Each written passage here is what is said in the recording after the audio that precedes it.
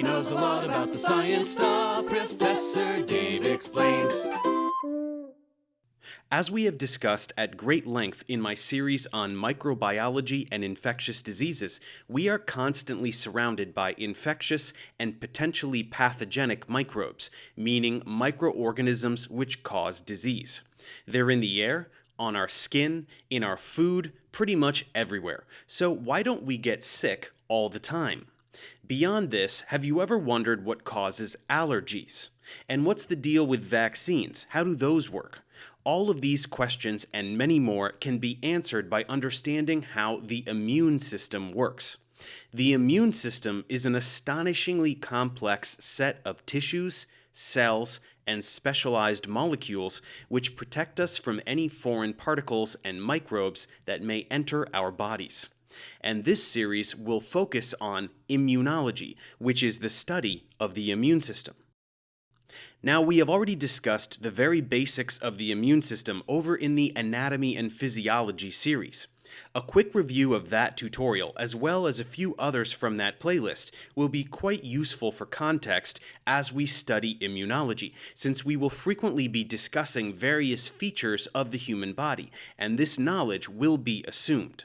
Basic information regarding cell biology and biochemistry will also be presumed as a prerequisite, so be sure to visit my playlists on those topics if you're feeling rusty.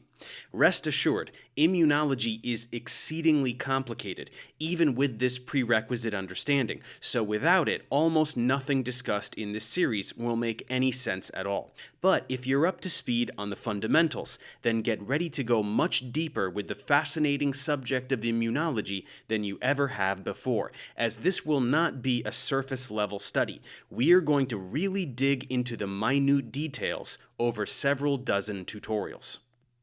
Now, before diving into the components of the immune system itself, any study of immunology will benefit from an overview of its history for appropriate context. To do this properly, let's go back in time a couple thousand years. Before we knew what the immune system was, and before we knew that pathogenic microbes exist, people were still able to recognize the fundamental principles of immunity. In his description of a terrible plague that swept Athens in 430 BCE, the Greek historian Thucydides wrote, "Yet it was with those who had recovered from the disease that the sick and the dying found most compassion. These knew what it was from experience, and had now no fear for themselves, for the same man was never attacked twice, never at least fatally." It wouldn't be until centuries later that scientists like Robert Koch and Louis Pasteur demonstrated that diseases such as smallpox and plague are caused by infectious microorganisms. However, Thucydides' observation that people who had previously been infected were protected from subsequent infection is an excellent example of what we call adaptive or acquired immunity. This principle is the basis of how vaccines work, which we will discuss in considerable depth later in the series. Although Edward Jenner has largely been credited with the development of the first vaccine, which was against smallpox in 1796, the principles of immunization, or intentional exposure to a pathogen to avoid future infection, had already been in practice across the world for centuries. In the 9th century CE, the Persian physician Al-Razas noticed that smallpox survivors were no longer susceptible to subsequent bouts of the disease. In China around 1000 CE, people learned that inhaling the powdered crusts of smallpox scabs would protect them against future cases of smallpox. Then, in the early 1700s, an African slave in Boston named Onesimus described how he had been inoculated against smallpox, which was a common practice in southern Libya. Around the same time in Constantinople, the British poet Lady Mary Wortley Montagu learned about Turkish women who performed operations to inoculate people against smallpox. After having her son inoculated in Turkey, she brought this knowledge back to England. It was only after all of this activity that Edward Jenner introduced the concept of vaccination by using a weaker, less dangerous version of the virus that causes smallpox in order to immunize people instead of using smallpox itself. This process was safer and easier to regulate, leading to the widespread adoption of the smallpox vaccine. Much of this information is discussed from a strictly historical perspective in the History of Drugs series, so be sure to head over there to learn more about the development of this and other medical innovations. But moving forward from here, even with Jenner's astounding breakthrough, immunology didn't really take off as a discipline until scientists began using experiments to uncover the major components of the immune system. The Russian zoologist Elie Metchnikoff discovered phagocytes, which are cells that consume things like other cells. In a landmark experiment in 1883, Metchnikoff pushed a rose thorn into a transparent starfish larva.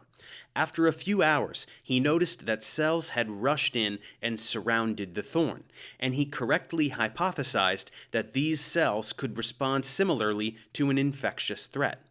His theory became known as the Cellular Theory of Immunity, which states that immune protection from foreign invaders is primarily carried out by cells like phagocytes.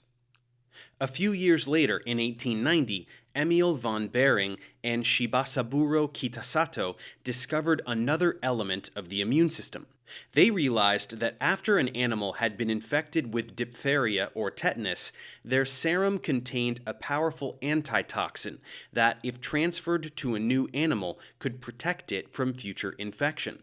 This phenomenon is called passive immunity. Although they didn't know this at the time, the antitoxin they discovered was antibodies, which are specialized proteins made by the immune system that bind to specific targets, keeping them from being able to enter cells while also flagging them for destruction by immune cells. Their discovery led to a rival theory, the Humoral Theory of Immunity, which said that the protective elements of the immune system could be found in bodily fluids, sometimes referred to as humors, such as serum.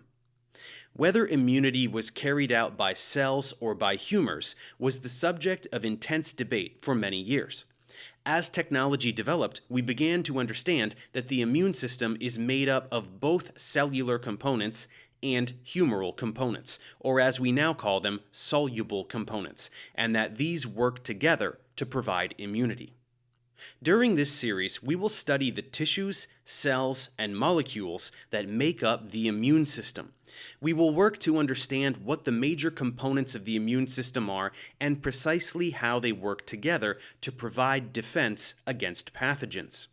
In doing this, we will talk about how barrier surfaces like the skin, stomach lining, and even tears are the first line of defense against microbes, and how each type of tissue has distinct ways of preventing microbes from entering the body. We will learn about the structure of the lymphatic system, which is made up of miles of specialized vessels that run alongside blood vessels. The lymphatic system filters fluid from tissues and circulates it through organs like lymph nodes and the spleen, where white blood cells can sense if there's an infection in a different part of the body. We will perform an in-depth analysis of the different kinds of immune cells, which have highly specialized roles for detecting and destroying different kinds of threats. We will learn about how white blood cells develop and how they are able to distinguish between healthy cells and any kind of foreign threat. We will see that these cells don't just recognize microbes, they can even identify and destroy cells in our own bodies when they become sick. And we will learn how these cells provide a kind of memory for the immune system. During this series, we will also talk about signaling molecules like cytokines and chemokines, which tell white blood cells where to go and what to do during an infection. We will investigate the evolutionarily ancient system of complement, which is made up of circulating proteins that trigger a molecular chain reaction which can kill bacteria. We will examine how antibodies develop, how they are able to target pathogens so specifically, and their important applications in the world of biotechnology as research tools and therapies against many kinds of diseases. And finally, throughout this series, we will discuss some aspects of clinical immunology. We want to understand what happens when the immune system doesn't function properly and actually harms us, such as is the case with allergies, autoimmune disease, and celiac disease. As you can see, we have a lot of ground to cover, so without further delay, let's start learning about the immune system. Thanks for watching. Subscribe to my channel for more tutorials. Support me on Patreon so I can keep making content. And as always, feel free to email me, ProfessorDaveExplains@gmail.com.